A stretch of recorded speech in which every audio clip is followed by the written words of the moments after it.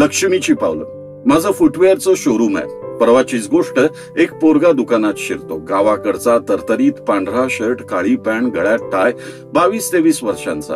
बोला काय सेवा करू? माझ्या आईला चप्पल हवी आहे, टिकाऊ पाहिजे. म्हटलं त्या आल्यात का? त्यांच्या पायाचं माप. खिशातून तो 4 घड्या केलेला एक कागद बाहेर काढतो. कागदावर पेनानं आउटलाईन काढलेली 2 पावलं. काय माप सांगू साहेब, माझ्या आईनं जिंदगीभर पायात कधी चप्पलच घातलेली नाही. बाप दारू ढोसून मेला, आई ऊसतोड कामगार, काट्या कुट्यात कुठं बी जाते अनवानी. मला शिकवलं, आज पहिला पगार झालाय, गावाकडे चाललोय. कवापासून ठरलंय माझं, पहिल्या पगारातून आईला चप्पल न्यायच्या. मी चांगल्या टिकाऊ चपला दाखवल्या, बॉक्स पॅक करून दिला, त्यानं पैसे दिले. मी अजून एक बॉक्स त्याच्या हातात दिला. ही चप्पल तुझ्या आईला, या भावाकडनं सप्रेम भेट. काय नाव तुझ्या आईचं? लक्ष्मी. माझा नमस्कार सांग त्यांना.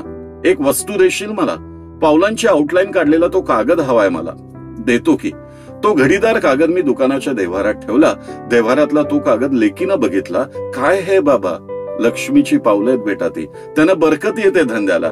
लेकीनं आणि मी मनोभावे त्या पावलांना नमस्कार केला. लक्ष्मीची पावलं, महालक्ष्मी प्रसन्न. धन्यवाद.